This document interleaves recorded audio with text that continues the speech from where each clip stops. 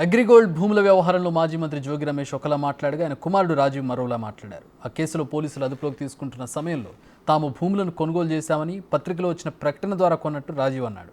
అసలు ప్రభుత్వం అటాచ్ చేసుకున్న భూములను ఎలా కొంటామంటున్నారంటూ అతని తండ్రి జోగి రమేష్ వ్యాఖ్యానించారు.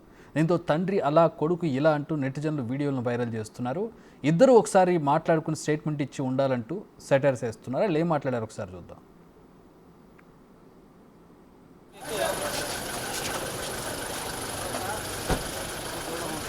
ఈరోజు అగ్రిగోల్డ్ భూములేంటి, ఆల్రెడీ అటాచ్మెంట్లో ఉన్న భూముల్ని ఎవరన్నా కొంటారా? అమ్మినోళ్ళు అన్ని చూపించే మాకు అమ్మారు, మేము అలాగే అమ్మాం. ఈనాడు పేపర్లో వాళ్ళు ప్రకటన ఇచ్చే అమ్మారు, మేము కూడా ప్రకటన ఇచ్చే అమ్మాం. లీగల్గానే మేము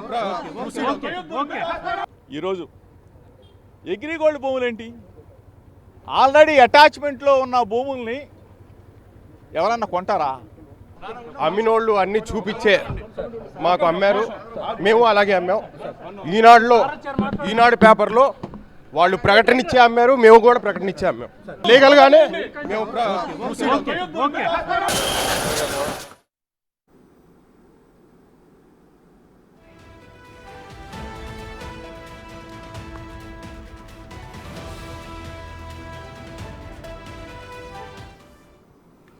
రైట్, మా ప్రతినిధి శివ జాయిన్ అవుతున్నారు. దీనికి సంబంధించి మరిన్ని వివరాలు తెలుసుకుందాం. శివ, జోగి రమేష్ ఒకలాగా, ఆయన కుమారుడు మరొకలాగా, ఏంటి వ్యవహారం?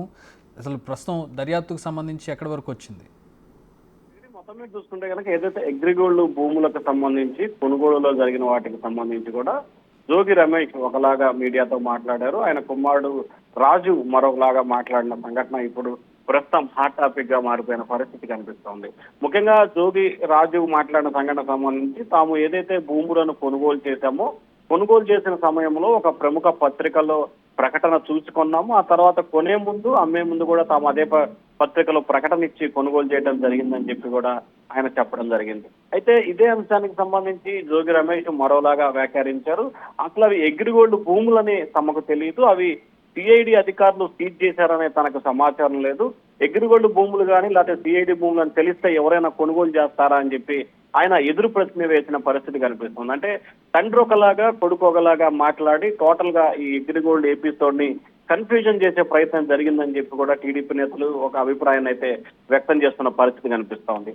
అగ్రిగోల్డ్ సంబంధించి భూములు తెలిసి కొనలేదా తెలియ కొన్నారా విషయం పక్కన పెడితే మొదటగా రిజిస్ట్రేషన్ చేసుకున్నప్పుడు 87వ పేరు సర్వేతో రిజిస్ట్రేషన్ చేయించుకున్న జోగి ఫ్యామిలీ ఆ తర్వాత 88వ నెంబర్ సర్వేతో ఎందుకు రిజిస్ట్రేషన్ చేయించుకున్నారని చెప్పి కూడా ఇప్పుడు అది ప్రశ్నగా మిగిలిపోయింది చక్రి. మొత్తం మీద చూసుకుంటే ఇటు జోగి రమేష్ గాని ఆయన కుమారుడు గాని విభిన్నమైన ప్రకటన చేసి ఒక రకమైన అయోమయాన్ని సృష్టించే ప్రయత్నం చేశారని చెప్పి టీడీపీ నేత ఆరోపిస్తున్నారు. మరొక వైపు ఈ కేసుకు సంబంధించి కూడా ఇప్పటికే నిన్న అర్ధరాత్రి 1 గంట సమయంలో కూడా జోగి రాజీవ్ ని విజయవాడ సబ్ జైలుకి తరలించారు. ఈ రోజు అతన్ని కస్టడీకి ఇవ్వాలని చెప్పి కూడా సిఐడి అధికారులు విజయవాడ ఏసీబీ న్యాయస్థానంలో పిటిషన్ దాఖలు చేశారు. పిటిషన్ కి సంబంధించి మరికొద్ది సేపట్లోనే విచారణకు వచ్చే అవకాశం కనిపిస్తా ఉంది. ఖచ్చితంగా 4 రోజులు కస్టడీకి కావాలని చెప్పి కూడా సిఐడి అధికారులు అయితే కోరారు కాబట్టి 2 రోజుల పాటు కస్టడీకి ఇచ్చే అవకాశాలు అయితే కనిపిస్తున్నాయి. ఆయన కస్టడీలో తీసుకొని ప్రశ్నిస్తే మరికొన్ని విషయాలు కూడా బయటకు వచ్చే అవకాశం కనిపిస్తా ఉంది.